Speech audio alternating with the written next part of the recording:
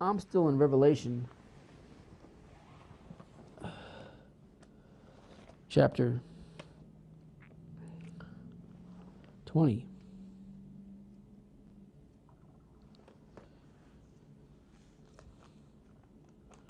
Still in verse 3.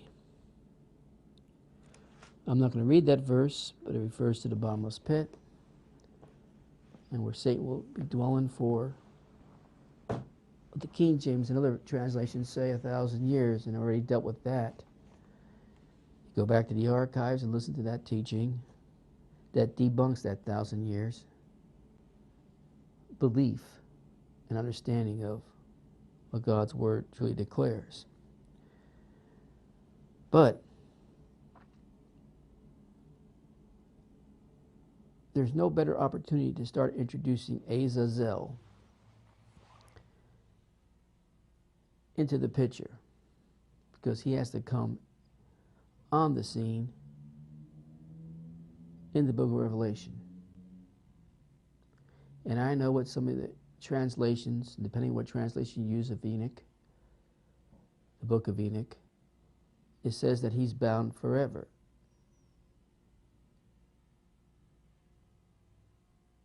I'll have more to say about that and the correct translation of that in the near future.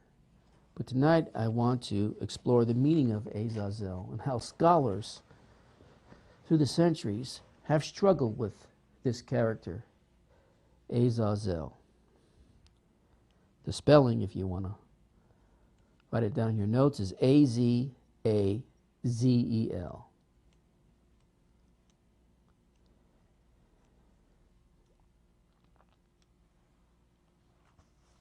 Now,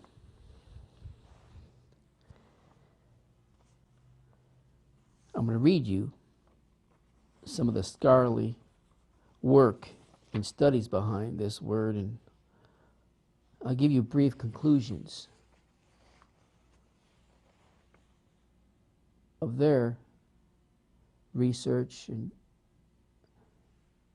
aggressive, in some cases, research to try to figure the etymology of this word, Azazel, and where it comes from, and how come, especially in Leviticus, where we see the scapegoat introduced when it should have been Azazel instead of scapegoat, and who introduced it. You might be surprised how it was introduced, who introduced it, and how it stuck. And I really believe it stuck because basically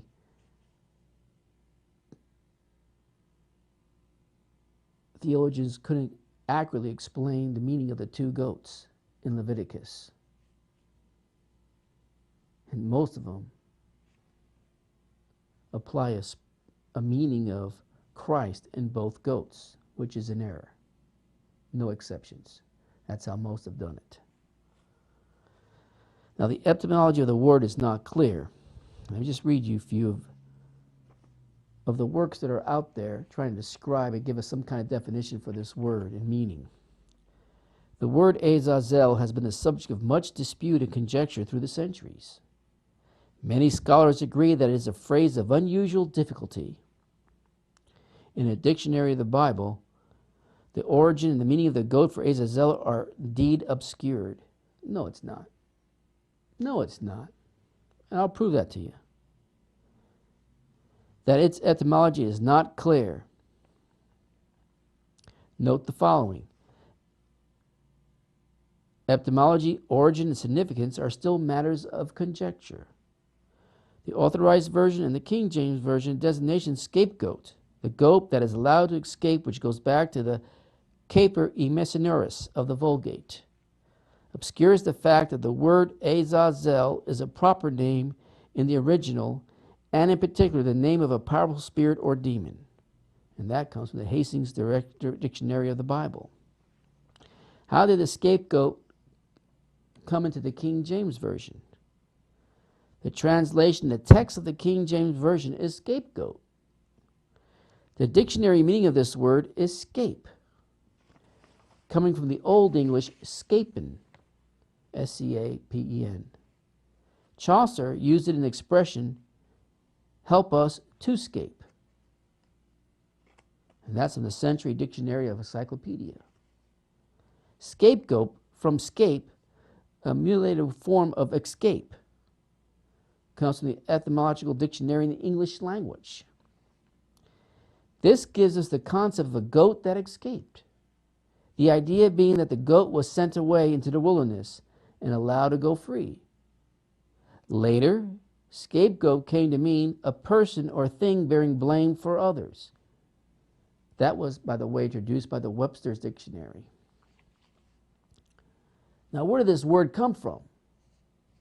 Tyndale was evidently the first to use the word. William Tyndale was the first to use the word scapegoat in any English translation. Apparently invented by Tyndale in 1530 to express what he believed to be the literal meaning of Hebrew Azazel. He was wrong. Apparently invented by Tyndale in 1530 to express what he believed to be the literal meaning of the Hebrew Azazel, occurring only in Leviticus, and we'll go to these scriptures next time, chapter 16, verse 8, and also in verse 10. In verse 10, it renders the goat on which the lot fell to scape, the way Tyndale translated it. The same interpretation expressed by the Vulgate Capper Emissionarius and by Coverdale's 1535 rendering the free goat. The word does not appear in the Revised Version of 1884, which has Azazel as a proper name in the text and dismissal in the margin as an alternative rendering.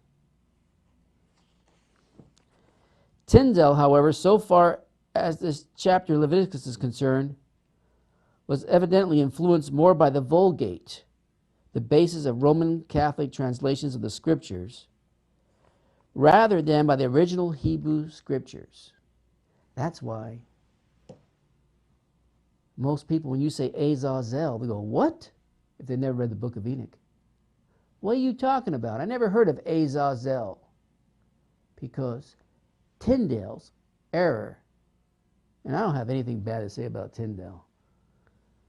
I mean, he put his life on the line to bring us the Bible. I have nothing bad to say about him. But he wasn't infallible. He made the error. And like I said, it stuck. And more than likely, I do agree, he was influenced by the Roman Vulgate. And that's the basis of that translation in the Bible that he tried to distribute out there. Now, it probably comes from the Vulgate rather than the original Hebrew scriptures, which has been used by Protestants and others. The Latin Vulgate, which after all is a secondary source, being itself but a translation, renders the term Azazel by Capper Emissionaris, which is used for scapegoat or Azazel in Leviticus 16:8 and means the missionary goat or the goat that escaped. Scapegoat obscures the thought. Many scholars feel, and not that many though, I would say about at least a dozen plus. Many scholars feel that the word scapegoat does not properly convey the thought of the Hebrew text, and I agree with that. Some even feel it's misleading. Definitely agree with that.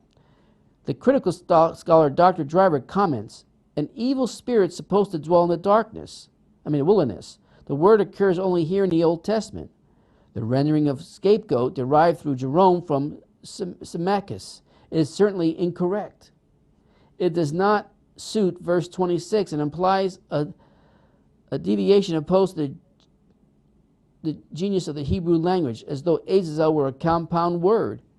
Moreover, the mark between Azazel and for Jehovah does not leave it open to doubt that the former is conceived as a personal being. A scholar of the evangelical school declares in Sunday School Times that to render Azazel by the word scapegoat is misleading. The goat for Azazel, the scapegoat, as it is sometimes misleading translated, typifies God's challenge to Satan. That's by J. Russell Howden in the Sunday School Times. The name Azazel, the testimony of many scholars of the past, both Jewish and Christian, as well as many of the present, is to this effect, that Azazel refers to a person or being. The Jewish authority, Dr. Kalish, there can be no doubt whatever that Azazel is a personal or superhuman and an evil being, in fact, a wicked demon. He's not a wicked demon. He's not a superhuman. He's a fallen angel. It was approved of by early Christian writers who identified Azazel with Satan. That goes all the way back to Origen's day, by the way. And then later by many modern scholars. That's according to historical and critical commentary in the Old Testament. The International Standard Bible Encyclopedia, by the use of the same preposition in connection with Jehovah and Azazel, it seems natural to think of some personal being. Smith and Belobet's, a dictionary in the Bible, the best modern scholars agree that it designates a personal being to whom the goat was sent. Probably Satan. Azazel might refer to Satan.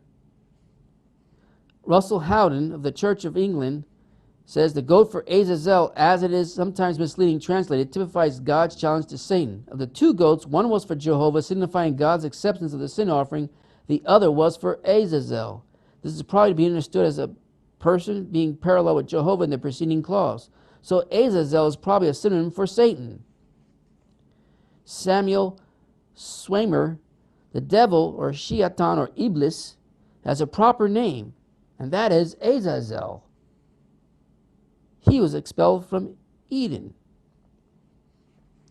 E.W. Hagenberg. By the way, these are all different faiths: Presbyterian, Lutheran, Methodist, you name it.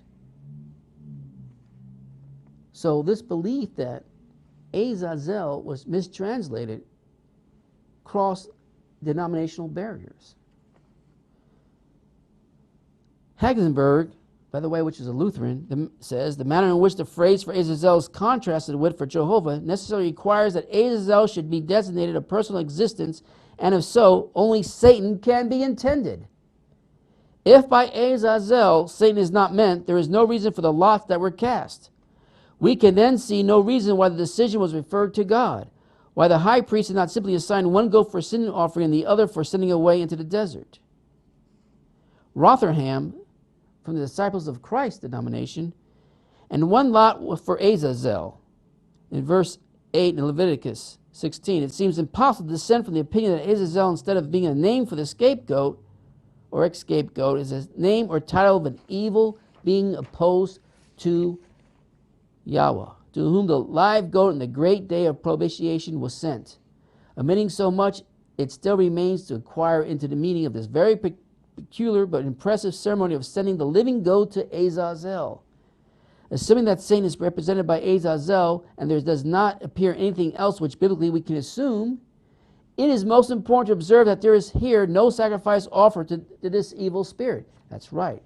No sacrifice was offered to this particular goat. To this identity or any other identity of the goat being slain, as the first goat was.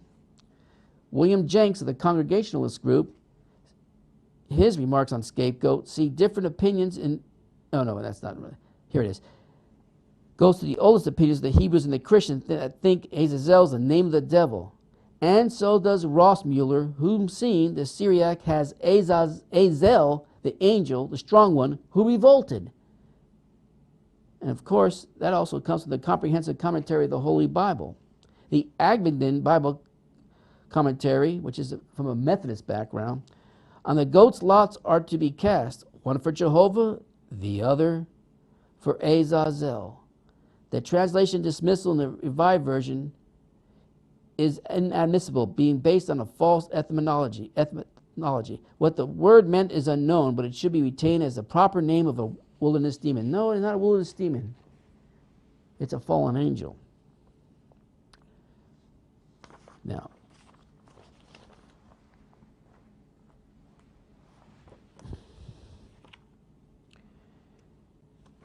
This happens to be, tonight I'm using the book of Enoch, the Lawrence translation. Chapter 7. It happened, the sons of man had multiplied in those days, that daughters were born to them elegant and beautiful. And when the angels, the sons of heavens, beheld them, they became enamored of them, saying to each other, Come, let us select for ourselves wives of the progeny of men, and let us beget children. Then their leader, Samyaza, now some people believe, some scholars believe Samyaza and Azazel is one and the same. I don't. I fear that you may perhaps be indisposed to the performance of this enterprise, and that I alone shall suffer for the grievousness of the crime. So basically, I don't want to be blamed for this crime that we're about to do, to intermingle the daughters of men.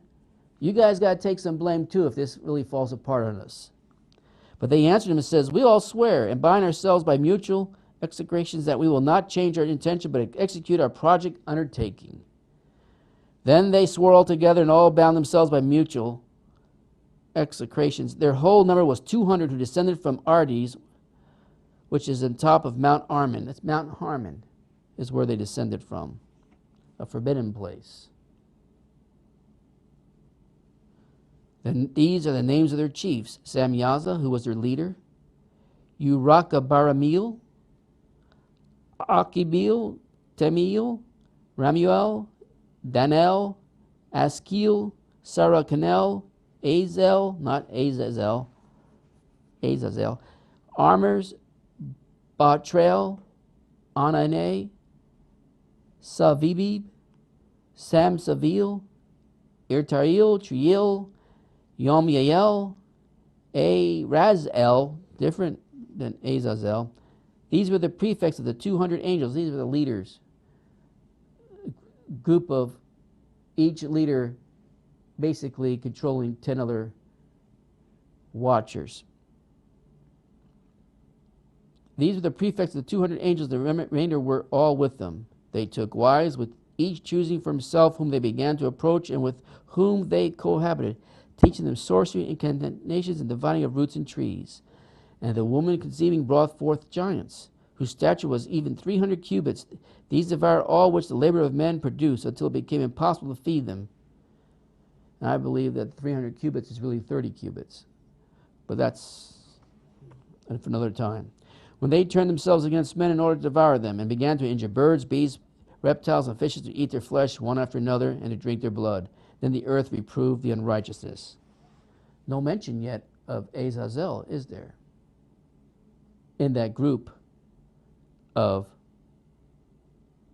eventually would be 20 leaders, all leading 10 other fallen angels or watchers. But when you get to chapter 8 in the Lawrence version, we see the introduction of Azazel. Moreover, Azazel taught men to make swords. Now he's introduced. It doesn't introduce him as a leader. It doesn't introduce him as one of the 200. He's all by himself in chapter 8. And then after his introduction, then we get a little bit of understanding of what the others taught mankind. And then we get to, well, I'm not going to have time to get to it. But write this down.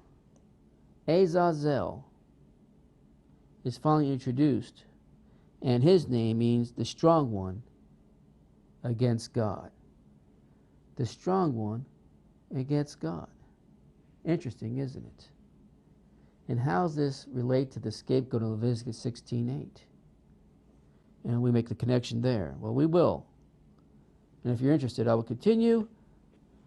But you have to let me know if you are. Play a song. I just wanted to get us started tonight in the subject matter, but I will continue it. But I'm waiting for your phone calls or emails that tell me that you're interested also. So play a song now.